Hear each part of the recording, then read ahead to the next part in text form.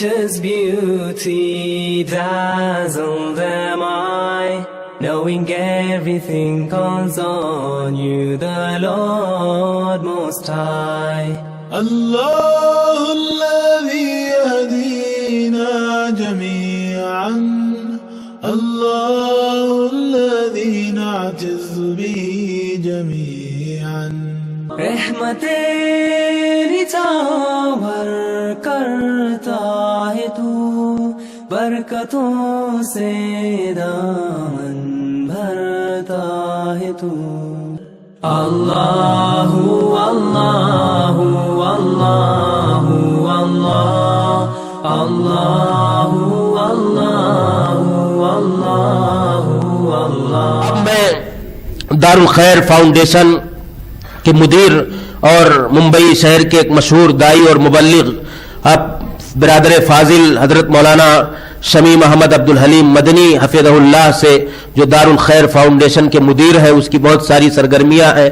اس سے پہلے سعودی عرب کے اندر کئی سالوں تک آپ نے اپنا دعوتی فریضہ انجام دیا ہے اور دعوتی میدان میں آپ کے پاس ایک تجربہ ہے.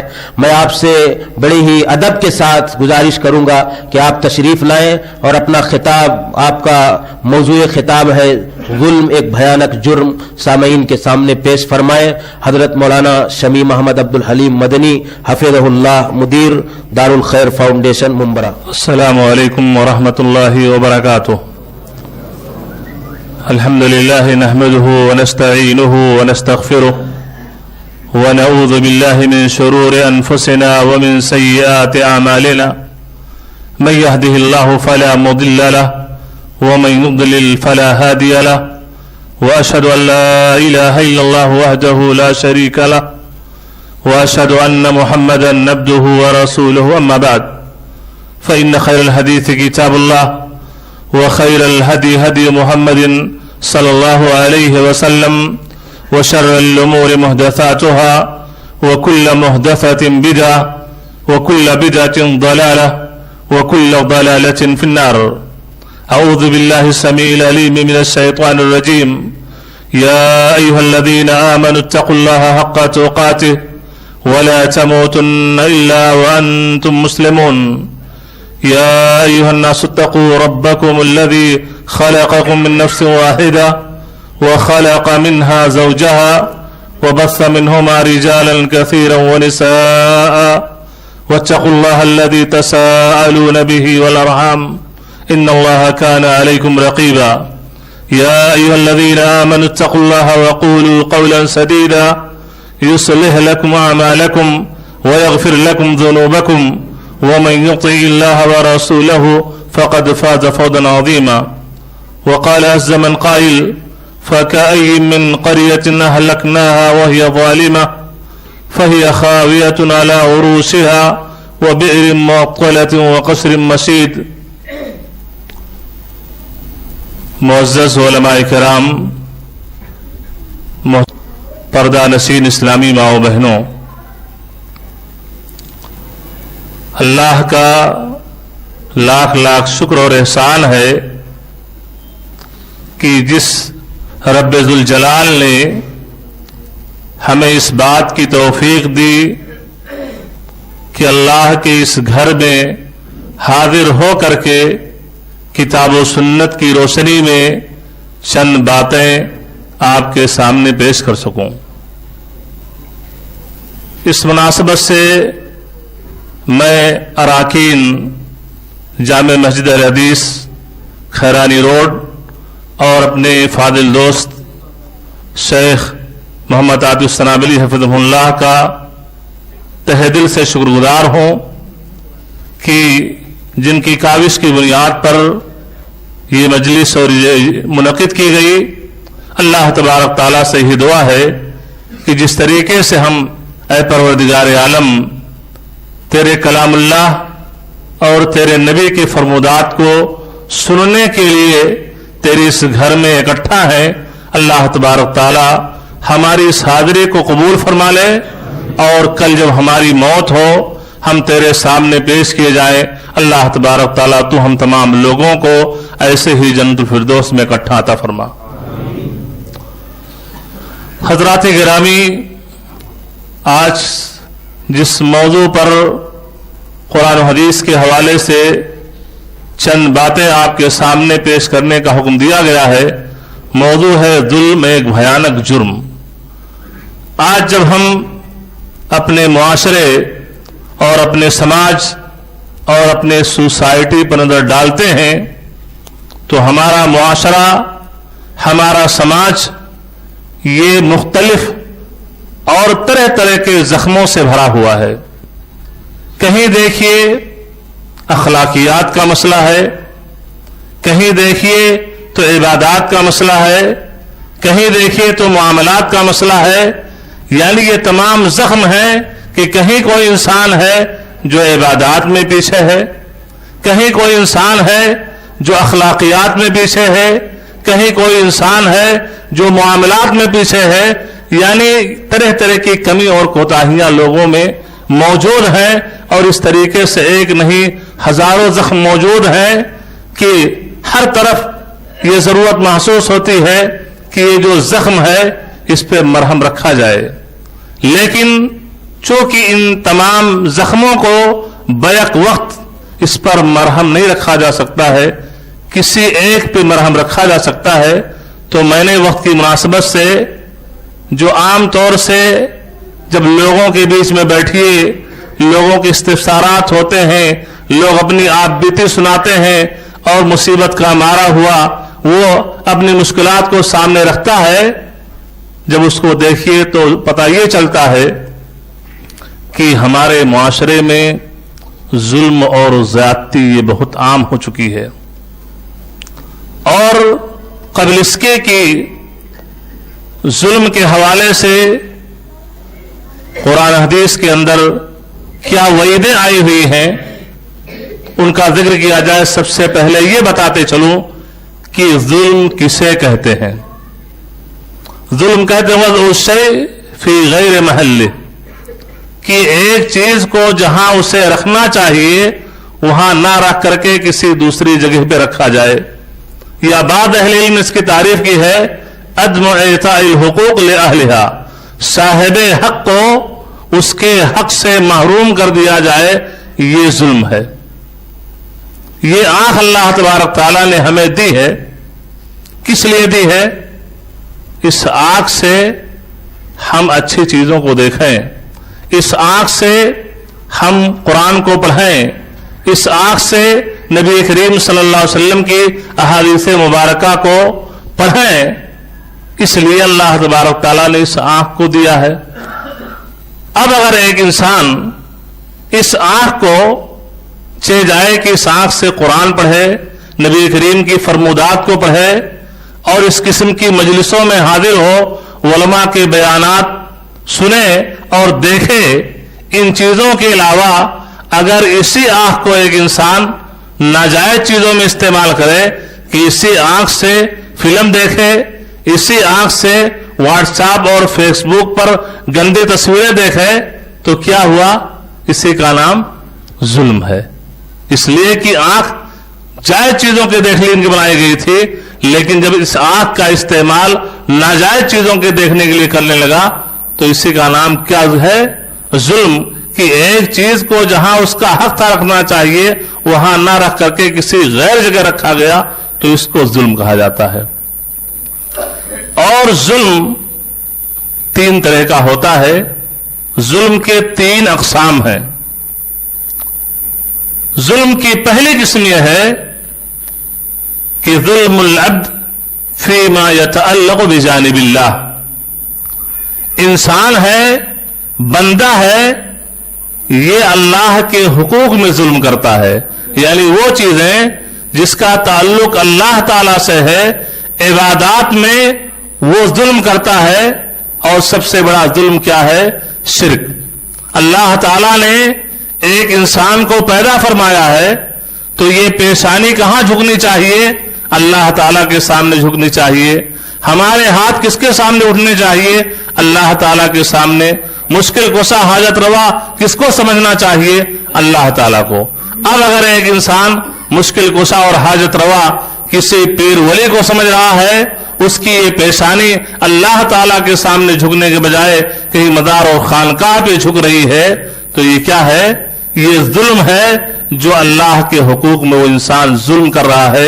اس لیے کہ اللہ تبارک تعالیٰ نے فرمایا یا بنی لا تشرک باللہ ان الشرک لظلم عظیم۔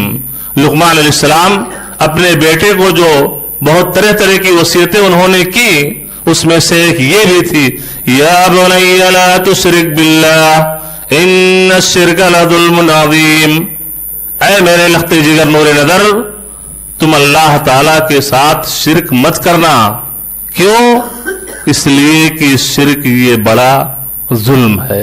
تو ظلم کی پہلی قسم یہ ہے کہ انسان اللہ کی جناب میں ظلم کرے، اللہ کے حقوق میں ظلم کرے، اللہ تعالیٰ کے ساتھ کسی کو شریک اور ساجی ٹھہرائے، جو ایک مستقل موضوع ہے۔ ظلم کی دوسری قسم یہ ہے ظلم العبد علی نفسہ، ایک انسان خود اپنے نفس کے اوپر ظلم کرتا ہے۔ اپنے نفس کے اوپر ظلم کیا ہے؟ کہ انسان اللہ تعالیٰ کی معصیت اور نافرمانی کا ارتکاب کرے، یہی اپنے نفس کے اوپر ظلم ہے۔ اللہ تبارک تعالیٰ نے سورہ زمر کی آیت جس میں اللہ تبارک تعالیٰ نے فرمایا قل یا عبادی الذین اسرفوا علی انفسہم لا تقنطوا من رحمت اللہ ان اللہ یغفر الذنوب جميعا انہ هو الغفور الرحیم۔ کہہ دیجئے کہ اے میرے بندو، جنہوں نے اپنے نفس کے اوپر زیادتی کی ہے، اپنے نفس کے اوپر ظلم کیا ہے، لا تقنطوا من رحمت اللہ، اللہ کی رحمت سے مایوس مت ہو، اللہ تعالیٰ گناہوں کو بخشنے والا ہے۔ ان اللہ یغفر الذنوب جميعا، اللہ تعالیٰ تمام گناہوں کو بخش دیتا ہے۔ انہ هو الغفور الرحیم، وہ رب، یہ غفور اور رحیم یہ مبالغہ کا صیغہ ہے کہ وہ رب بہت ہی زیادہ گناہوں کو بخشنے والا ہے اور بہت ہی زیادہ وہ رب رحیم ہے، مہربان بھی ہے۔ تو دوسری قسم ظلم کی ہے کہ انسان معصیت، اللہ اس کے رسول کی معصیت اور نافرمانی کا ارتکاب کر کے اپنے نفس کے اوپر ظلم کرتا ہے، اور یہ بھی ایک مستقل موضوع ہے۔ ظلم کی تیسری قسم یہ ہے کہ ظلم العبد علی العباد، ایک انسان بندہ ہے لیکن وہ دوسرے بندوں کے اوپر ظلم کرتا ہے، اور یہی ہے ہمارے درس کا موضوع کہ ایک انسان اپنے جیسے لوگوں کے اوپر ظلم کرتا ہے۔ یہ ظلم یہ ایسی بیماری ہے، ایسی مہلک اور ڈینجر بیماری ہے کہ جس معاشرے میں، جس سماج میں، جس سوسائٹی میں، جس انسان کے اندر یہ ظلم کی یہ بدترین صفت آ جائے، سمجھ لیجئے کہ اس انسان کے لیے نہ تو خیر دنیا میں ہے اور نہ مرنے کے بعد اس کے لیے خیر ہے۔ یہ ظلم ایسی بیماری ہے کہ ظلم کی بنیاد پر اللہ تعالی اس ظالم کی گرفت دنیا میں کر لیتا ہے، اس ظالم کو اللہ تبارک تعالی طرح طرح کی پریشانیوں میں مبتلا کر دیتا ہے، اور اس ظلم کی بنیاد پر معاشرے میں، سماج میں، سوسائٹی میں حسد، کینہ، کپٹ اور دشمنی کا بازار گرم ہو جاتا ہے، جس کا مشاہدہ ہم سب آئے دن کرتے رہتے ہیں۔ اور یہ وہ ظلم ہے جو انسان کی، قوموں کی تباہی بربادی کا سبب ہے۔ چنانچہ اللہ تبارک تعالیٰ نے قرآن کریم کی سورۃ الحج کی آیت نمبر 45 جس میں ارشاد فرمایا فَكَأَيِّن مِّن قَرْيَةٍ أَهْلَكْنَاهَا وَهِيَ ظَالِمَةٌ فَهِيَ خَاوِيَةٌ عَلَىٰ عُرُوشِهَا وَبِئْرٍ مُّعَطَّلَةٍ وَقَصْرٍ مَّشِيدٍ۔ کتنی ایسی بستیاں ہیں جنہیں ہم نے ظلم و زیادتی کی بنیاد پر ان کو ہلاک کر دیا، برباد کر دیا۔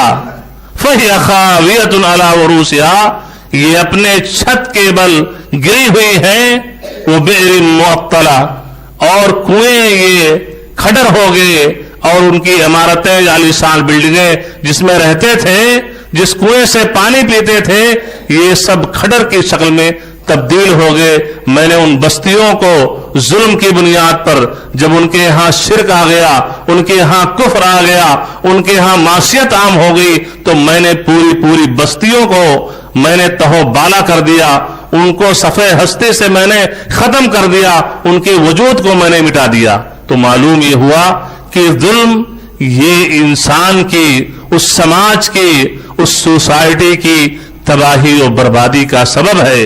और इसीलिए इब्न तैमिया रहमहुल्लाह अपनी किताब मजमूल फतावा के अंदर जिक्र फरमाते हैं कि इन्नल्लाह यंसुरु दौलतिल काफिरा इन कानत आदिला वला यंसुरु लिद्दौलतिल ज़ालिमा वला यंसुरु लिद्दौलतिल मुस्लिमा इन कानत ज़ालिमा। फरमाते हैं इब्न तैमिया रहमहुल्लाह कि अल्लाह तबारक ताला एक ऐसे मुल्क को, जिस मुल्क के अंदर शरीयत का नफाद ना हो, जो काफिर मुल्क हो, लेकिन अगर उस मुल्क के अंदर अदल है, इंसाफ है, जुल्म नहीं है, तो अल्लाह ताला उस काफिर मुल्क की मदद करता है। और उसके अपोजिट में एक मुल्क जो इस्लामी मुल्क हो, लेकिन उस मुल्क के अंदर अदल ना हो, जुल्म हो, ज्यादती हो, तो अल्लाह तबारक ताला ऐसे मुल्क की मदद नहीं फरमाता है। इससे हमें सबक क्या मिला कि अगर एक इंसान मोमिन है, मुस्लिम है, लेकिन अगर वो जालिम है तो अल्लाह तबारक ताला के यहां उसकी खैर नहीं है। जुल्म जो अपने मुआशरे और समाज में होता है, ये जुल्म की कई शक्लें हैं कि एक इंसान अपने जैसे इंसानों के ऊपर जुल्म करता है। इंसान का सबसे करीबी कौन इंसान दुनिया में है, बताइए? एक इंसान का सबसे करीबी कौन इंसान होता है जी? उसके वालिदैन। कोई नहीं कहा कि बीवी।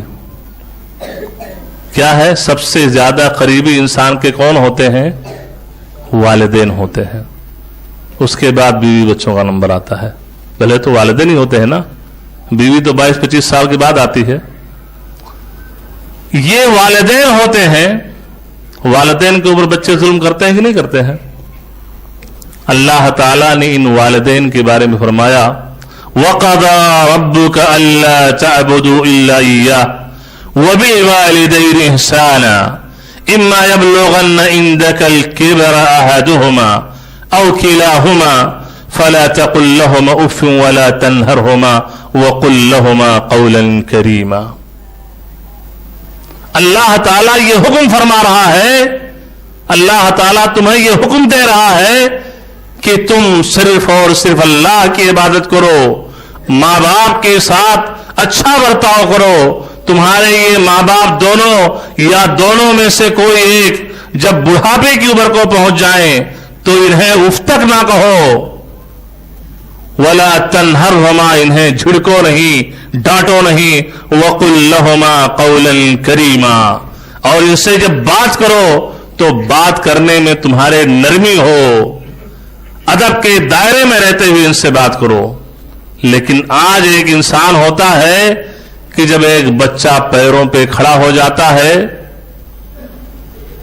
बचपन को भूल जाता है और वो माँ बाप बूढ़े की उम्र को पहुंच जाते, बुढ़ापे को, ऐसा बुढ़ापा कि आन बेड हो गए, बिस्तर पे हो गए, चलने फिरने से मजबूर हो गए, तो इसी जुबान से कितने ऐसे नादान बच्चे हैं जो उन माँ बाप को डांटते हैं, गालियां देते हैं और तरह तरह के क्या क्या बदसलूकियां उनके साथ करते हैं। तो ये जुल्म है कि नहीं है? जुल्म हुआ कि नहीं हुआ कि अपना बेटा और अपने बाप के ऊपर जुल्म कर रहा है? ये जुल्म होना चाहिए कि नहीं होना चाहिए? नहीं होना चाहिए, इसलिए कि ये कबीरा मिन कबाइर जुनूब है। ऐसे ही और आगे चलिए कि एक बाप अपने बेटों के ऊपर जुल्म करता है, एक बाप अपने बेटों के ऊपर जुल्म करता है। ये करीबी लोग हैं, बाप अपने बेटे के ऊपर जुल्म करता है। जैसे कि प्रॉपर्टी की तकसीम हुई, देना लेना हुआ, बड़े को इतना दे दिया, छोटे को इतना दे दिया। और ये तो बेटे लोग हैं जो कुछ ना कुछ पा ही जाते हैं, कोई कुछ पाया कोई कुछ पाया, लेकिन आप ही के लुत्फे से आपकी बेटी भी तो पैदा हुई है, वो तो जीरो में रहती है, सब खा के बैठे मीरास। जुल्म हो रहा है कि नहीं हो रहा है? बेटों को तो 9-10 का फर्क हुआ, किसी को 10 मिला किसी को 8 मिला, लेकिन जो बेटी है वो 0। ये भी एक जुल्म है जिसमें अमीर गरीब आलिम जाहिल, खूबसूरत बदसूरत, खां साहब चौधरी साहब शेख साहब सैयद साहब सब मौलवी है कि नहीं? और कहते क्या है, शादी जब की थी मौलाना तो जहेज में तो 20 लाख दे दिया था, तो हो तो गया। बंदे खुदा, जहेज ये मीरास का हिस्सा नहीं बन सकता है। जहेज देने का हुक्म अल्लाह ताला ने नहीं दिया है, मीरास का हुक्म दिया है। अल्लाह ताला ने सूरह निसा आयत नंबर 11 के अंदर फरमाया, यूसीकुमुल्लाह फी औलादिकुम लिज़्ज़करि मिस्लु हज़्ज़िल उन्सयैन। अल्लाह ताला ने तुम्हें तुम्हारे बच्चों के बारे में ये हुक्म दिया है। क्या हुक्म दिया है? कि मर्द को 2 औरतों के बराबर हिस्सा मिलेगा, डबल। मालूम यह हुआ कि अल्लाह ताला ने जैसे आपका बच्चा है, आपके मरने के बाद आपकी प्रॉपर्टी का हकदार है, मीरास उसको मिलनी चाहिए। आपके मरने के बाद आपकी प्रॉपर्टी में आपकी बच्ची भी हिस्सेदार है। तो ये जुल्म होता है कि नहीं होता है? जहेज में 20 लाख नहीं 20 करोड़ दे दीजिए, लेकिन आपकी प्रॉपर्टी में अगर वो 10-5 लाख का हिस्सा रखती है शरई तौर से, तो कल कयामत के दिन वो बेटी आपकी और हमारी दामनगीर होगी। मेरे अब्बा जान, भाइयों को तो आपने भाईजान को सब कुछ सुपुर्द करके चले गए थे, लेकिन मुझे आपने नहीं दिया था। तो ये जुल्म है कि नहीं है?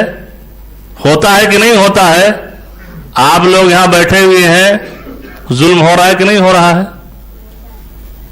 करना चाहिए कि नहीं करना चाहिए? अगर जुल्म कर चुके हैं तो अल्लाह ताला से तौबा कर लीजिए और अपनी उस बच्ची को मीरास दीजिए, वसीयत कर दीजिए कि मेरे न रहने पर जो भी शरई तौर से हमारी जायदाद में जो हिस्सा होता है मेरी बेटी को दिया जाए। ये जुल्म है जो एक इंसान करता है। अहद नबवी में सही मुस्लिम की हदीस, जिसे इमाम मुस्लिम रहमहुल्लाह ने किताबुल हिबात के अंदर ये हदीस जिक्र की है, रावी हदीस नुमान इब्न बशीर रज़ियल्लाहु ताला अन्हु है। फरमाते हैं कि उनके अब्बा जान यानी बशीर रज़ियल्लाहु ताला अन्हु उनको लेकर के अल्लाह के रसूल सल्लल्लाहु अलैहि वसल्लम के पास जाते हैं। बाप किसको लेके जा रहा है? अपने बेटे नोमान को किसके पास ले जा रहा है? नबी करीम सल्लल्लाहु अलैहि वसल्लम के पास। किस लिए लेके जा रहे हैं? जब वहां पहुंचते हैं तो कहते इन्नी नहल तो इब्नी हादा गुलामा, अल्लाह के रसूल सल्लल्लाहु अलैहि वसल्लम ये मेरा बेटा है, मैंने इस बेटे को एक नौकर मैंने गिफ्ट में दिया है। गुलाम उस वक्त बेचे खरीदे जाते थे। कहा मेरे पास एक गुलाम है जो मैंने अपने इस बेटे को गिफ्ट में दिया है। अल्लाह के रसूल सल्लल्लाहु अलैहि वसल्लम पूछते हैं अकुल्ला वलदिका नहलत मिथला, जब तुम्हारे और बच्चे हैं तो तमाम बच्चों को तुमने ऐसे ही एक नौकर गिफ्ट में दिया है? अगर इसको एक नौकर गिफ्ट में दे रहे हो तो दूसरे और जो बच्चे हैं उन बच्चों को भी तुमने एक नौकर गिफ्ट में हदिये में तोहफे में दिया है? वो सहाबी कहते हैं ला। आज मौलवी साहब के पास फतवा लेने आता तो आज का मोमिन झूठ बोल देता कि हाँ दे दिए हैं। मौलवी साहब कोई जवाज का फतवा दे दें कि हाँ ठीक है चलेगा, तो मौलवी साहब के पास झूठ भी लोग बोल लेते हैं।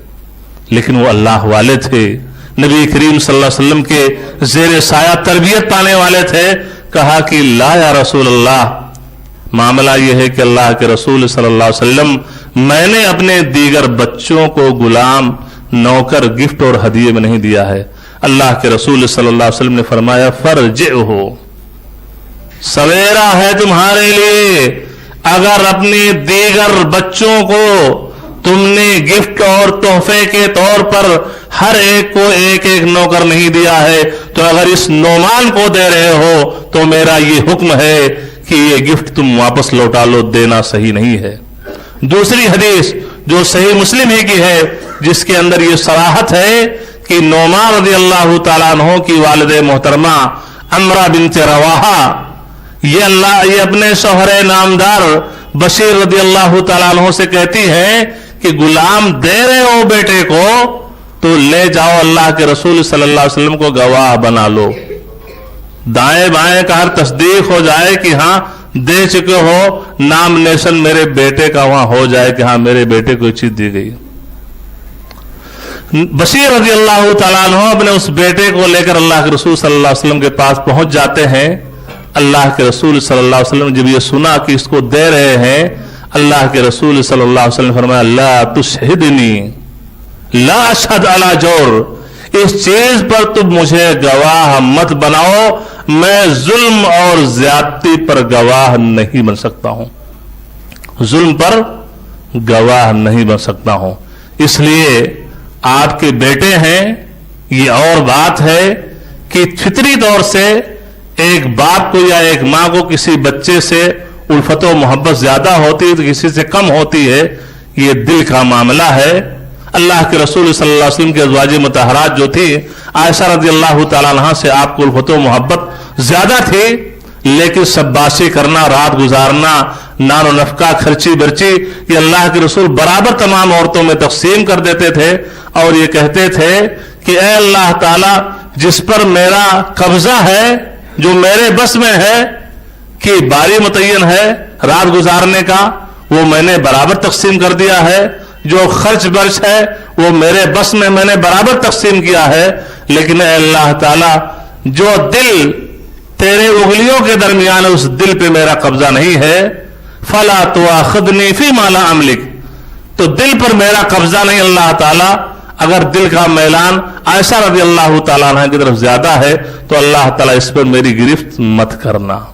تو بچے ہیں آپ کے، فطری طور پہ کسی سے زیادہ محبت ہوگی، کسی سے کم ہوگی، اس پر مواخذہ نہیں ہے، لیکن گرفت کہاں ہوگی؟ جب لین دین کی باری آ گئی تو ایک بچے کو آپ نے 1 کروڑ کا فلیٹ دے دیا اور دوسرے بچے کو 50 کا، تیسرے کو 25 کا، تو یہاں جب لینے دینے کی باری آئی تو یہاں پہ ظلم ہو جائے گا، یہاں پہ آپ کی گرفت ہو جائے گی۔ یہ ظلم انسان اپنے جیسے لوگوں پہ کرتا ہے اور سب سے قریبی انسان پہ کرتا ہے۔ اسی طریقے سے ظلم کی جو دوسری شکل جو اپنے معاشرے میں رائج ہے وہ کیا ہے؟ لیبروں کے اوپر، مزدوروں کے اوپر ظلم کیا جاتا ہے۔ ہوتا یہ ہے کہ ابھی چند دنوں پہلے ایک انسان بیچارہ یہ ڈیکور کا کام کرنے والا کسی کے گھر کا ڈیکور کا کام لیا، کنٹریکٹ لیا، وہ پورا جس طریقے سے انہوں نے بتایا پورا سب فنش کر دیا۔ اچھا ٹھیک ہے، چیک دیتا ہوں، کام ختم ہو گیا، ملا وہ مسکین، کہا 6 مہینہ ہو گیا مولانا میں دوڑ رہا ہوں، اور کام جیسا انہوں نے بتایا تھا پورا کمپلیٹ میں نے کر دیا۔ 6 مہینے ہو گئے ہیں، وہ سنڈے ہی آ رہا ہے، اگلے سنڈے کو، اگلے مہینے کو میرے چپل گھسنے جا رہے ہیں، اور جن لیبروں کو میں لے کر کام کروایا تھا ان کو تو پیسہ چاہیے، کنٹریکٹر، اور بیچارہ تھکا جا رہا ہے، اور اخیر میں کہتا کیا ہے تو پریشان کیوں ہے بیوقوف، کیا تیرا پیسہ میں کھا لوں گا؟ یہ سمجھ تیرا پیسہ اسٹیٹ بینک میں جمع ہے۔ یہ چیز کیا ہے میرے دوستو؟ یہ ظلم ہے۔ ٹال مٹول کیوں کر رہے ہو؟ اللہ کے رسول صلی اللہ علیہ وسلم کی صحیح بخاری کی حدیث، راوی حدیث ابو ہریرہ رضی اللہ تعالیٰ عنہ ہے، صحیح بخاری کتاب البیوع کے اندر یہ حدیث موجود ہے۔ حدیث قدسی اللہ تبارک تعالیٰ نے فرمایا ثلاثۃ انا خاصمهم یوم القیامہ ومنها رجل استاجر اجیرا فاستوفى منه ولم يؤت اجرا۔ یہ حدیث قدسی سے امام بخاری رحمہ اللہ نے صحیح بخاری کی کتاب البیوع کے اندر ذکر کیا ہے۔ حدیث قدسی میں اللہ تبارک تعالیٰ ارشاد فرماتے ہیں کہ 3 لوگ ایسے ہیں जिनका मुद्दई मैं बनूंगा। जिनका मुद्दई अल्लाह ताला हो, बाजी ले जा पाएंगे आप? कहता है अल्लाह ताला 3 लोग ऐसे हैं जिनका मुद्दई मैं होऊंगा, और उन 3 लोगों में से एक वो इंसान होगा कि रजुलुन इस्ताजर अजीरन फस्तौफा मिन वलम युति अजरा। एक इंसान है जो मजदूर को मजदूरी पे रखता है, फस्तौफा मिन, उससे पूरा काम ले लेता है। अब वो चाहे मजदूर हो रोजाना का, चाहे कंट्रैक्टर हो, चाहे जिस भी शक्ल में हो, जो काम उसको आपने सौंपा है वो काम पूरे तौर से ईमानतदारी से, जिस तरीके से एग्रीमेंट हुआ था उस तरीके से उस सामने वाले ने वो काम आपका पूरा कर दिया। लेकिन जब पेमेंट की बारी आई, मजदूरी उसे नहीं दे रहा है, टाल मटोल, नेक्स्ट महीने में नेक्स्ट संडे को दे देंगे, अभी चेक नहीं आया, अभी ये नहीं हुआ, अभी वो नहीं हुआ, टाल मटोल करते जा रहा है, तो अल्लाह ताला ने फरमाया कि इनका मुद्दई मैं हूंगा। इसलिए मेरे दोस्तों ये जुल्म है, और जाहिर सी बात है वो इंसान जिसके चलते चलते चप्पल घिसे जा रहे हैं। आपके सामने सही बुखारी की हदीस होनी चाहिए, इत्तकी दावतल मजलूम फइन्नहु लैसा बैनहा व बैनल्लाहि हिजाब। मजलूम की बद्दुआओं से बचिए, इसलिए कि मजलूम की बद्दुआ और अल्लाह के दरमियान कोई पर्दा हायल नहीं होता है। किसी शायर ने इसकी तर्जुमानी की है, तनामु ऐनाका वल मजलूम मुंतबिहुन यदु अलैका व ऐनुल्लाहि लम तनम। तनामु ऐनाका, तुम्हारी आंखें अपने बंगले और हवेलियों में सो रही हैं। वल मजलूम मुंतबिहुन, जिसको आप 6 महीने साल से दौड़ा रहे हो, वो नौकर जिसको तुमने मामूली सी बात पर, तुम्हारी मातहती वो इंसान है, मामूली सी गलती पर मां बहन की गालियां दी, उसकी जमीर को ललकारा, सरे चौराहे पर तुमने गालियां दी, उसकी इज्जत पर तुमने हमला किया। वो इंसान मजदूर था, मामूली किस्म का इंसान था, आप सेठ साहब थे, कंपनी के मालिक थे, आनर थे, गलती उतनी नहीं थी कि उसकी मां बहन एक कर दें सैकड़ों लोगों के बीच में, लेकिन वहां पे खामोश हो गया, इसलिए कि बोलेगा तो गाली के साथ हाथ पैर भी टूटेगा, इसलिए खामोश होने में भलाई समझा वो। तो शायर ने कहा कि तनामु ऐनाका वल मजलूम मुंतबिहुन यदु अलैका व ऐनुल्लाहि लम तनम। तुम्हारी आंखें सो रही हैं, सेठ साहब हैं, कंपनी के मालिक हैं, मैनेजर साहब हैं, आए अपने हवेली में, एसी चल रही, एयर कंडीशन रूम है, खर्राटे के नीचे सो रहे हैं। लेकिन जिस पर तुमने जुल्म के पहाड़ तोड़े हैं, वो इंसान जाग रहा है, नींद नहीं आ रही है, बेचैन है कि आखिर हमारे बॉस ने, हमारे सेठ ने, हमारे मोहल्ले के लीडर ने, मामूली सी बात थी, वहां और लोग थे, और लोग भी इस मैटर में शरीक थे, लेकिन जो हम पल्ला थे वो लोग, इसलिए उन पर उसने अपनी जबान नहीं खोली, और सैकड़ों के बीच में सरेआम चौराहे पर मुझे मेरी मां बहन की गालियां दी, मेरी जमीर को ललकारा। इस सोच में नींद उड़ चुकी है, बेचैनी के माहौल में है, बेस्तराबी के माहौल में है, नींद नहीं आ रही है, करवटें बदल रहा है। अब क्या करेगा? यदु अलैका व ऐनुल्लाहि लम तनम। अब वो अपना मामला अल्लाह के सुपुर्द कर रहा है। यदु अलैका, वो उस रात के सन्नाटे में तुम्हारे खिलाफ बद्दुआ कर रहा है, अपने हाथों को अल्लाह ताला के सामने उठाए हुए है कि ऐ अल्लाह ताला, दुनिया का दरवाजा मेरे लिए बंद हो चुका है।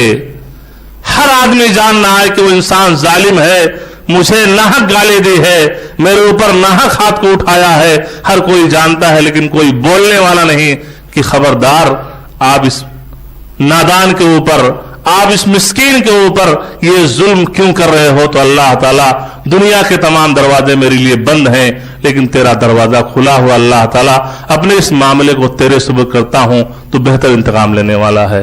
वअइनुल्लाहि लम तनम, अल्लाह की आंखें भी नहीं सोती हैं। आयतुल कुर्सी पढ़ते हैं ना आप लोग? क्या फजीलत है आयतुल कुर्सी के हर फर्ज नमाज के बाद पढ़ा जाए तो? जी, हर फर्ज नमाज के बाद आयतुल कुर्सी पढ़ी जाए, उसकी क्या फजीलत है? उसके और जन्नत के दरमियान क्या चीज हायल है? मौत। इंसान की मौत हुई जन्नत में जाएगा। उस आयतुल कुर्सी की एक आयत क्या है? ला ताखुदहु सिनतुन वला नौम, अल्लाह को न ऊंघ आती है और न अल्लाह को नींद आती है, इसलिए कि ऊंघ और नींद आना ये नक्स है, एक कमी है, और अल्लाह ताला की जात तमाम कमी से, तमाम उयूब से मुनज़्ज़ा और पाक है। तो अल्लाह ताला को नींद नहीं आती, अल्लाह ताला सोने वाला नहीं है। तो क्या है कि लेबनों पर, आपकी मातहती में जो लोग हों उनके ऊपर जुल्म करने से बचिए, इसलिए कि अपनी हाथों को अल्लाह के सामने उठाएगा तो जाहिर सी बात है मजलूम की दुआ रद्द नहीं होती है। इसके बाद में जुल्म की एक शक्ल जो आम तौर से राइज है वो ये है कि प्रॉपर्टियों पर कब्जा कर लेना। इसमें भी बड़े लोग जियाले हैं बंबई शहर में, माशाअल्लाह, अल्लाह ताला हिदायत दे। अभी चंद दिनों की बात है कि साहब ने कहा कि 2007 में मौलाना मैंने प्रॉपर्टी ली थी, अब तौफीक हुई कि कारोबार भी ठंडा है, फारिग है, तो चलिए उसकी कुछ बाउंड्री वगैरह करवा दिया जाए। जब मैं उसके वहां पहुंचा तो देखा वो जमीन 2 लोगों के और हाथों बेची जा चुकी है। वो तो पहले ले, उसके बाद 2 लोगों को और भी बेची जा चुकी है। ये सब चीजें क्या है? जुल्म है कि नहीं है? जुल्म है। अब जाहिर सी बात है ऐसे लोगों के सामने नबी करीम सल्लल्लाहु अलैहि वसल्लम की वो हदीस जिसे इमाम बुखारी और इमाम मुस्लिम रहमहुल्लाह ने अपनी किताब सही बुखारी सही मुस्लिम के अंदर जिक्र किया है, रवायत करने वाली अम्मा आयशा रज़ियल्लाहु ताला अन्हा है, फरमाती हैं कि मन ज़लम क़ीद शिब्रिन मिनल अर्ज़ तुव्विक़हु मिन सब'i अरादीन, कि जो इंसान एक बालिस्त जमीन हड़प कर ले, जुल्म करके उसे हड़प कर ले, तो उसे 7 जमीनों का तौक पहनाया जाएगा क़यामत के दिन। ये जैसे 7 आसमान है ऐसे जमीन की 7 तहें हैं, तो एक बालिस्त अगर हड़पा है, नाजायज कब्जा किया है या करवाया है, अब ये बेचने वाला क्या हुआ? जालिम हुआ कि नहीं हुआ? भाई जो लेने वाले बेचारे हैं उनको क्या पता, हाँ कागज सब क्लियर, हाँ क्लियर है, तो लेने वाला क्या, उसको तो बाद में पता चल रहा है कि तो गाड़ी फंस गई, लेकिन बेचने वाला ये तो जालिम है ना, कि जब एक से सौदा हो चुका, पैसा ले चुके, तो दूसरे और तीसरे को बीच में कहां ला रहे हो? तो वईद देखिए कितनी सख्त वईद कि एक बालिस्त जमीन जुल्म करके तुम हड़पे हो, 7 जमीनों का तौक तुम्हें पहनाया जाएगा। है कोई माई का लाल? ये बेचारी दुल्हन जो हार महंगे महंगे हार पहनती वो भी बोझल हो जाती होगी शादी में, कि जल्दी से इसको निकाला जाए, अब तक स्टेज पे है। वो पहनने की आदी है जो 300-400 ग्राम का, आधा किलो का भी नहीं रहता, अगर बहुत महंगा तो भी है 200-300 ग्राम, लेकिन वो भी उसके लिए भारी हो रहा है, जबकि पहनने की उसको हार हैबिट है। और यहां पर मामला जनाब यह है कि 7 जमीनों का तौक पहनाया जाएगा। हाल क्या होगा? एक दूसरी हदीस जो सही मुस्लिम की है, जिसे इमाम मुस्लिम रहमहुल्लाह ने किताबुल ईमान के अंदर जिक्र किया है, और यह हदीस के रवायत करने वाले अबू उमामा रज़ियल्लाहु ताला अन्हु हैं। अबू उमामा रज़ियल्लाहु ताला अन्हु फरमाते हैं कि अल्लाह के रसूल सल्लल्लाहु अलैहि वसल्लम ने फरमाया, मन इक़्तता हक़्क़ इम्रिइन मुस्लिमिन बियमीनी फ़क़द औजब अल्लाहु लहुन नार व हर्रम अलैहिल जन्ना فقال رجل وإن كان شيئا يسيرا يا رسول الله قال وإن كان قضيبا من أراك. اللہ کے رسول صلی اللہ علیہ وسلم نے ارشاد فرمایا کہ جس کسی انسان نے اپنے بھائی کا حق جھوٹی قسم کھا کر کے ہڑپ کر لیا. من اقتطع حق امرئ مسلم بیمینہ، اپنے مسلمان بھائی کا مال جھوٹی قسمیں کھا کے ہڑپ کر لیا تو اس کی وعید کیا ہے؟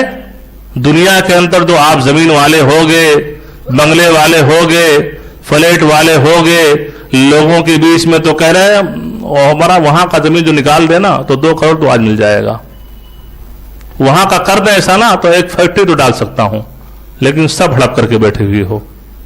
تو کیا ہے؟ وعید سنو دنیا کے اندر تو سنا لو، جو نہیں جانے گا وہ تو مروب ہو جائے گا، ہاں بھائی صاحب بڑی پراپرٹی والے ہیں، لیکن جو جانے گا ہوگا بہت بڑا بے ایمان ہے، تو مار کے بیٹھا ہے لوگوں کا. تو اس کی وعید سنیے. اللہ کے رسول صلی اللہ علیہ وسلم نے فرمایا فقد حرم اللہ علیہ الجنہ، اللہ تعالی نے اس کے لیے جنت حرام کر دی ہے اور جہنم اللہ تعالیٰ نے اس کے اوپر واجب کر دی ہے. ایک صحابی اٹھ کھڑے ہوتے ہیں، ان کے ذہن میں بات آتی ہے، وہ پوچھتے ہیں اور کہتے ہیں وَإِن كَانَ شَيْئًا يَسِيرًا یا رسول اللہ، اے اللہ کے رسول صلی اللہ علیہ وسلم معمولی چیز ہو تو،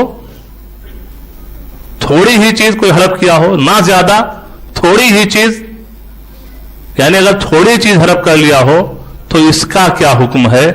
کیا اس کے لیے بھی یہی وعید ہے، یہی سزا ہے؟ اللہ کے رسول صلی اللہ علیہ وسلم وضاحت فرماتے ہیں، کہتے ہیں وَإِن كَانَ قَضِيبًا مِّنْ أَرَاكَ. رمضان میں خاص طور سے لوگ مسواک کا اہتمام کرتے ہیں نا، حالانکہ مسواک کا اہتمام ہر نماز میں کرنا چاہیے. اور وہ مسواک عام طور سے جسے ہم کہتے ہیں اپنی زبان میں پیلو کی مسواک جو استعمال کرتے ہیں، اللہ کے رسول صلی اللہ علیہ وسلم نے فرمایا کہ اگر وہ چیز جو ہڑپ کیا ہے پیلو کی ایک ٹہنی ہی کیوں نہ ہو، ٹہنی کتنی ہوتی ہے؟ 1-2 گز کی، 1-2 میٹر کی ایک ٹہنی ہی کیوں نہ ہو، اس پیلو درخت کی ایک ٹہنی ہی کیوں نہ ہو، اگر اس کو بھی انسان نے ہڑپ کیا ہے تو اس کے لیے بھی یہی وعید ہے. اب آپ کو چاہیے کہ ہر انسان اپنے گریبان کے اندر جھانک کے دیکھے کہ میں نے سب سے پہلے ظلم کیا بتایا کہ اپنی بیٹی کے اوپر ظلم کر رہا ہے.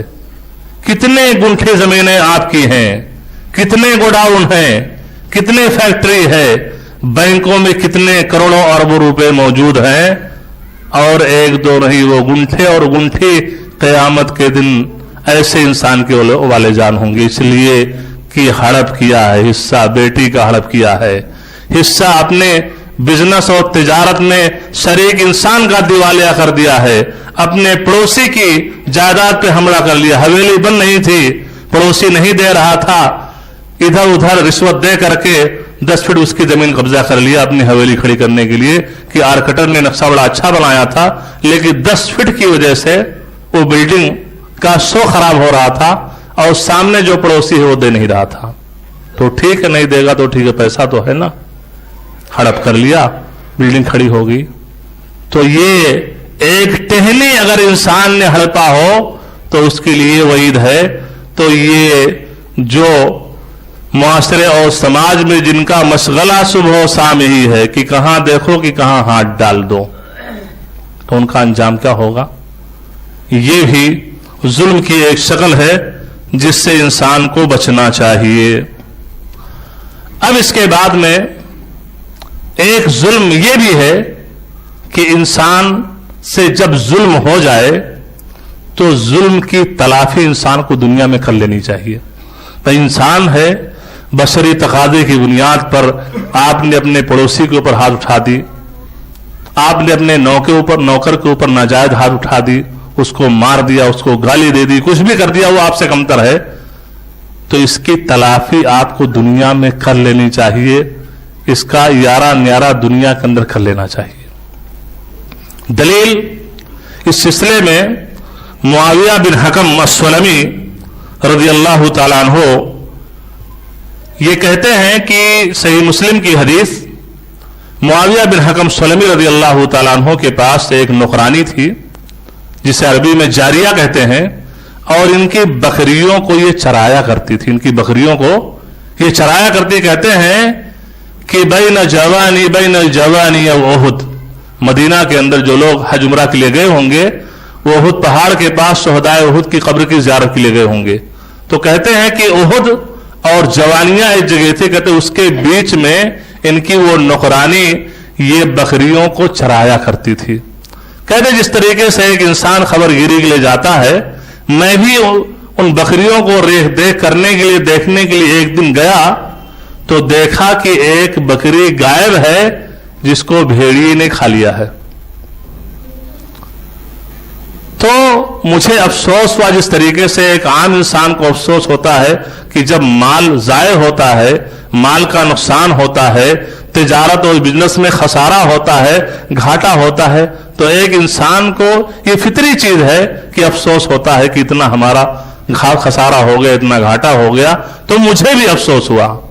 تو کہتے ہیں فَسَقَقْتُهَا سَقًّا، ایک چاٹا کھینچ کر کے میں نے اپنی اس لوڈی کو لگا دیا، مار دیا. صحابی رسول معاویہ بن حکم سلمی مار دیتے ہیں. کہتے جب میں لوٹا اللہ کے رسول صلی اللہ علیہ وسلم کے پاس آیا، فَعَظُمَ عَلَيَّ ذَلِكَ، تو یہ چیز میرے نفس پر بڑی گراں گزری. یعنی غلطی کا احساس ہو گیا کہ نوکرانی جو مسکین تھی لوڈی، میں نے اس کو ایک چاٹا کھینچ کے لگایا. یہ ایمان والے تھے، ایمان دلوں کے اندر زندہ تھا، ایمان مردہ نہیں تھا جیسے آج لوگوں کا حال ہے کہ ایمان بڑا کمزور ہو چکا ہے، اس لیے ایک نہیں دسیوں لوگوں کو وہ 11 دن میں کرتا ہے لیکن سر پہ جو بھی نہیں چونکتا رینگتا ہے. ایمان دلوں میں زندہ تھا. کہتے فَأَظُمَ عَلَيَّ ذَلِكَ، لوڈی کو ایک چاٹا مارا تھا لیکن کہتے ہیں یہ چیز میرے نفس بڑی گزری، ایک بوجھل سی لگنے لگی. میں نے اللہ کے رسول صلی اللہ علیہ وسلم سے کہا افلا اعتقها یا رسول اللہ، اے اللہ کے رسول صلی اللہ علیہ وسلم اس لوڈی کو میں آزاد کیوں نہ کر دوں. دیکھیے تلافی کر رہے ہیں نا کہ لوڈی میری ماتحتی میں ہے، میں نے ایک چاٹا مار دیا، اگر اس کو آزاد کر دیتا ہوں تو معاملہ رفع دفع دنیا کے اندر ختم ہو جائے گا. اللہ کے رسول صلی اللہ علیہ وسلم کہتے ہیں کہ اس کو بلایا جائے. جب وہ اللہ کے رسول صلی اللہ علیہ وسلم کے پاس آتی ہے، اللہ کے رسول صلی اللہ علیہ وسلم اس لوڈی کا ٹیسٹ لیتے ہیں. کہتے این اللہ، اللہ کہاں ہے؟ کہتے فی السماء، اللہ تعالیٰ آسمان میں ہے. کہتے من انا، میں کون ہوں؟ کہتے انت رسول اللہ صلی اللہ علیہ وسلم، آپ اللہ کے رسول صلی اللہ علیہ وسلم ہیں. اللہ کے رسول صلی اللہ علیہ وسلم کا جب نام آئے تو آپ گونگے بن کے مت بیٹھا کریں. کیا کہیں؟ صلی اللہ علیہ وسلم. یہ اللہ کے رسول صلی اللہ علیہ وسلم کا حق ہے ہمارے اوپر. تو کہتے ہیں کہ آپ اللہ کے رسول ہیں صلی اللہ علیہ وسلم. اللہ کے رسول صلی اللہ علیہ وسلم اعتقها فإنها مؤمنہ، اس لوڈی کو آزاد کر دو اس لیے کہ مومنہ ہے. اللہ اس کے رسول صلی اللہ علیہ وسلم پر ایمان لانے والے. سبحان اللہ. یہ تھا ایمان کس کا؟ صحابی کا. تو یہ واقعات کیوں آپ کے سامنے بیان کر رہے ہیں؟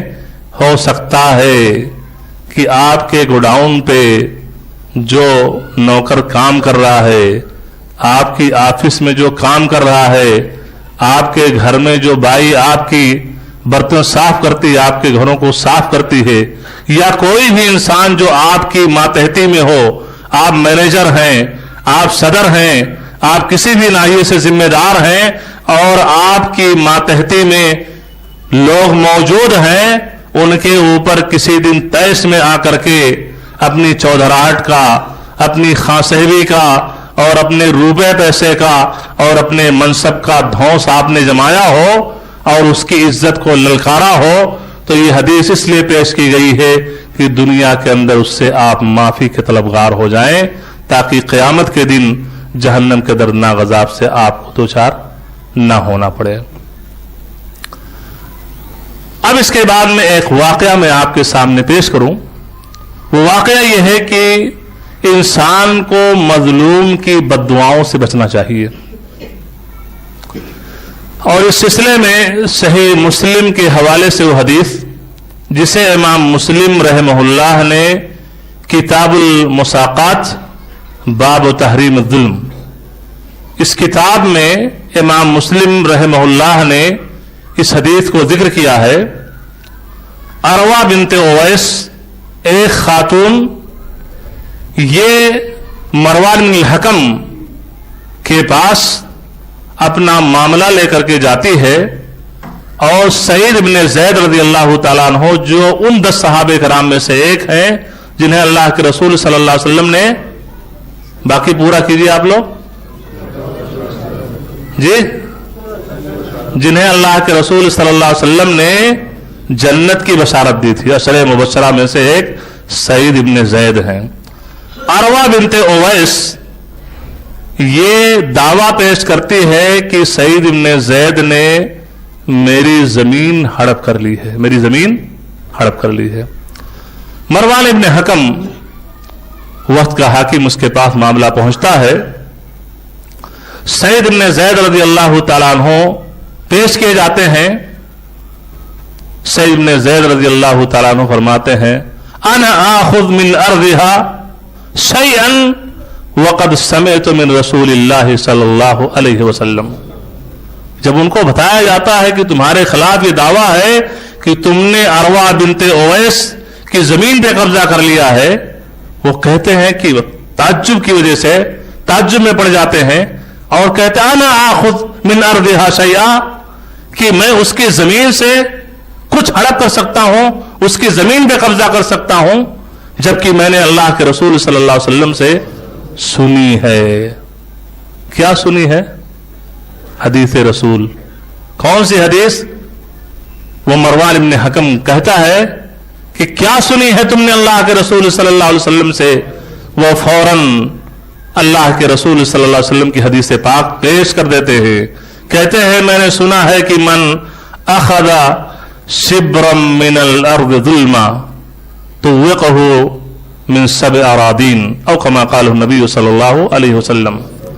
کہتے ہیں کہ میں نے اللہ کے رسول صلی اللہ علیہ وسلم کی زبان مبارک سے یہ حدیث سنی ہے کہ جو انسان ایک بالس زمین بھی ظلمن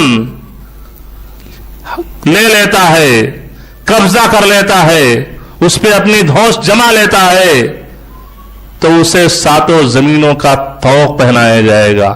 یہ حدیث میری آنکھوں کے سامنے ہے، اس حدیث کو میرے ان کانوں نے سنا ہے، اور اس حدیث کو اللہ کے رسول صلی اللہ علیہ وسلم کی مجلس میں نے اپنی زبان سے دہرایا ہے، اور دہراتے رہتے ہیں، پڑھتے رہتے ہیں، سنتے رہتے ہیں، سناتے رہتے ہیں. تو یہ کیسے ہو سکتا ہے کہ میں اس خاتون کا زمین ناجائز قبضہ کر سکتا ہوں؟ مروان بن حکم جب صحابی رسول سعید بن زید رضی اللہ تعالیٰ عنہ کی زبان سے یہ حدیث سنتا ہے تو کہتا ہے لا اسألک البینہ بعد ھذا، اس کے بعد اب کوئی دلیل، کوئی گواہ میں تم سے نہیں مانگ سکتا ہوں. اس لیے حدیث رسول پیش کر دی ہو، اب اس کے بعد کسی مزید ثبوت کے فراہم کرنے کی مجھے ضرورت نہیں ہے. آج ہمارا معاملہ کیا ہے کہ کتنے طلاق اور خلا کے معاملات مولوی صاحب کے پاس پہنچتے ہیں، اور مولوی صاحب آپ ہی کے سامنے قرآن کریم کی آیت فرمان الہی اور فرمان رسول صلی اللہ علیہ وسلم پڑھتے ہیں. ظاہر سی بات ہے کسی ایک کے حق میں وہ معاملہ ہوگا اور دوسرے کے حق میں نہیں ہوگا، تو دوسرا فریق وہ کورٹ اور کچہریوں کا سہارا لے لیتا ہے کہ نہیں ہم وہاں سے فیصلہ کروائیں گے. یہ درست ہے؟ جب اللہ کا فرمان آ جائے، اللہ کے رسول صلی اللہ علیہ وسلم کا فرمان آ جائے، وہ تمہارے خلاف ہی گناہ ہو لیکن بغیر کسی چون چرا کے تم اسے قبول کر لو، اور اگر ایسا نہیں کرتے ہو تو تم ظالم ہو. تم ظالم ہو کیونکہ تم معصیت کا ارتکاب کر رہے ہو اور ظلم کا انجام آپ سن ہی رہے ہیں. اس کے بعد میں سعید بن زید رضی اللہ تعالیٰ عنہ اس واقعے میں ظالم ہے کہ مظلوم ہے؟ ظلم کیا گیا ہے کہ انہوں نے ظلم کیا ہے؟ مظلوم ہے. اس لیے کہ عروہ بنت اویس یہ خاتون انہیں تہمت لگاتی ہے کہ انہوں نے میری زمین پہ ناجائز قبضہ کیا ہے. تو جس پر الزام لگایا گیا وہ انسان مظلوم ہوا اور الزام لگانے والا یہ ظالم ہوا. تو عروہ بنت اویس وہ خاتون جو تھی، لیڈی تھی، وہ ظالم تھی اور مظلوم کون ٹھہرے؟ مظلوم کون ٹھہرے؟ سعید بن زید رضی اللہ تعالیٰ عنہ جو عشر مبشرہ میں سے ایک ہیں. مظلوم کی دعائیں قبول ہوتی ہیں کہ رد ہوتی ہیں؟ اتقی دعوت المظلوم فإنه ليس بينها وبين الله حجاب. صحیح بخاری کے حوالے سے حدیث اور صحیح مسلم میں بھی کہ مظلوم کی بد دعاؤں سے بچیے، اس لیے کہ مظلوم کی دعا اور اللہ کے درمیان کوئی پردہ نہیں ہوتا ہے، یہ ڈائریکٹ قبول ہوتی ہے دعائیں. اور اللہ تعالیٰ نے حدیث قدسی میں فرمایا عزتی و جلالی لانصرنک ولو بعد حین. میری عزت کی قسم، میرے جاہ و جلال کی قسم، لانصرنک ولو بعد حین، کہ اے مظلوم انسان میں تیری ضرور ضرور مدد کروں گا، ولو بعد حین، کچھ عرصے کے بعد ہی صحیح، نہ آج صحیح، نہ کل صحیح، نہ 1 سال، 10-5 سال کے بعد ہی صحیح، لیکن ہم تیری مدد ضرور ضرور کریں گے. یہ اللہ تعالیٰ نے اپنی عزت کی، اپنے جاہ و جلال کی قسم کھائی ہے، مظلوموں کو مخاطب کیا ہے لانصرنک، اے مظلوم تیری مدد میں ضرور کروں گا. تو سعید بن زید رضی اللہ تعالیٰ عنہ مظلوم تھے، دل زخمی ہو گیا. وہ صحابی کہ جنہیں اللہ کے رسول صلی اللہ علیہ وسلم جنت کی بشارت دے چکے ہیں کہ اے فلاں تم جنتی ہو، لیکن یہاں پر ان کی عزت پہ حملہ کرتی ہے وہ خاتون، اس بات کی تہمت لگا دیتی ہے کہ انہوں نے میری زمین پر ناجائز قبضہ کیا ہے. مظلوم تھے، اپنے ہاتھوں کو اللہ تعالیٰ کے سامنے اٹھا دیتے ہیں اور کہتے اللہم ان کانت کاذبا فعنی بصرہا واقتلہا فی ارضہا فما ماتت حتی ذہب بصرہا وہی تمشی فی ارضہا فوقعت فی حفرۃ فماتت. صحیح مسلم کی حدیث کہ جب سعید بن زید اللہ تعالیٰ کے سامنے اپنے مظلوم ہاتھوں کو اٹھا دیتے ہیں اور کہتے ہیں پروردگار عالم، اگر یہ خاتون اپنے دعوے میں جھوٹی ہے، اس نے میرے اوپر زمین کے غصب کرنے کا، قبضہ کرنے کا اس نے جھوٹا الزام لگایا ہے، الزام تراشی کی ہے، اللہم ان کانت کاذبا، اگر یہ جھوٹی ہے فعمی بصرہا، اللہ تعالیٰ اس کی بینائی کو ختم کر دے، اسے تو اندھا بنا دے، اور جس زمین کے بارے میں اس نے میرے اوپر تہمت لگائی ہے کہ اس زمین کو میں نے قبضہ کر لیا ہے، اسی زمین میں اللہ تعالیٰ اس کی موت ہو. سعید بن زید صحابی رسول، عشر مبشرہ میں سے ایک، ظاہر سی بات ہے عام مظلوم کی بددعا رد نہیں ہوتی، ہو رہے تو صحابی رسول تھے اور ان 10 صحابہ کرام میں سے تھے جنہیں اللہ کے رسول نے جنت کی بشارت دی تھی. کہتے چند ہی دن گزرے، مرنے سے پہلے اس کی بینائی ختم ہو گئی. ابھی بددعا جو کیے ہیں چند دن گزرے ہیں کہ اس کی بینائی ختم ہو گئی، اندھی ہو گئی. لیکن وہ تحبون المال حبا جما، تم مال کو بہت ٹوٹ کر کے پسند کرتے ہو، مال سے محبت بہت ہوتی ہے. کتنے لوگوں کو دیکھیے کہ انسان ایجڈ ہو گیا ہے، چل نہیں سکتا ہے، بچے پیروں پہ کھڑے ہو گئے، ابو جان کو کہتے ابو آپ گھر پہ رہیے، آپ کیوں پریشان ہوتے، کیوں جاتے، لیکن دل نہیں مانتا ہے، ضرور وہاں حاضری آفس میں دے رہا ہے. مسجد میں آنا ہو تو بیٹھنا مشکل ہے، لیکن وہاں جا کر کے آفسوں میں 2 گھنٹہ بیٹھتا ہے، لیکن مسجد میں بیٹھنے کی توفیق نہیں ہو رہی، بچے منع کر رہے ہیں، اس لیے کہ پیسہ.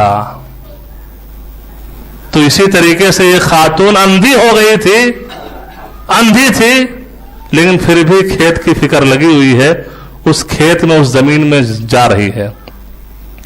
ایک دن اسی زمین میں جا رہی تھی اپنے کھیت میں، اور ایک گڈھا سامنے آیا، اسی میں گر گئی، اور اسی گڈھے میں گرنا اس کے موت کا سبب ہو گیا، مر گئی۔ تو یہ حدیث کیوں آپ کے سامنے پیش کی گئی؟ بولیے۔ مظلوم کی بددعاؤں سے بچیے، مظلوم کی بددعاؤں سے بچیے، کہ یہاں پر صحابہ رسول نے بددعا کی، دو چیز کی بددعا کی تھی، اللہ تعالیٰ اس کی آنکھ کی بینائی ختم کر دے، بھی دیکھ رہی ہے نا، کل کا دن آئے کہ اس کی روشنی اللہ تعالیٰ تو ختم کر دے، اور اسی پر بس مت کرنا، جس زمین کے بارے میں اس نے تہمت لگائی ہے کہ اس زمین پہ میں نے ناجائز قبضہ کر لیا ہے، اسی زمین میں اس کی موت ہو، تاکہ دوسرے لوگوں کے لیے عبرت ہو۔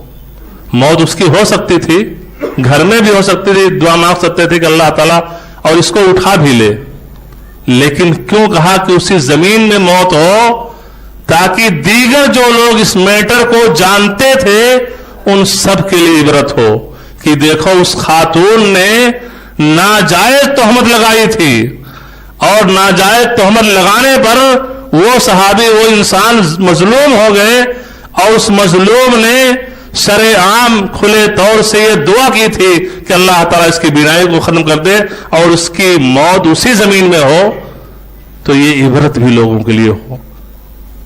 تو اس لیے عرض یہ ہے کہ ظلم یہ بہت ہی بھیانک جرم ہے، سنگین جرم ہے، اس لیے ہم تمام لوگوں کو چاہیے کہ کسی بھی طرح کا ظلم، چاہے وہ ظلم اللہ کے حق میں ہو رہا ہو، چاہے وہ ظلم انسان اپنے نفس کے اوپر کر رہا ہو سیئات اور معاصی کا ارتکاب کر کے، یا ظلم وہ انسان اپنے جیسے لوگوں کے اوپر کر رہا ہو، کسی بھی قسم کا ظلم صحیح اور درست نہیں ہے، بلکہ اسلام کی خوبی یہ ہے، محاسن اسلام یہ ہے، جس اسلام کے ہم پیروکار ہیں، جس دین کے پیروکار ہیں، اس دین نے صرف انسانوں کے اوپر ظلم کرنے سے منع نہیں کیا، بلکہ اس دین نے حیوانوں پر، چرند اور پرند پر، دیگر مخلوقات اور بہائم پر بھی اللہ تعالیٰ نے ظلم کرنے سے منع فرمایا ہے۔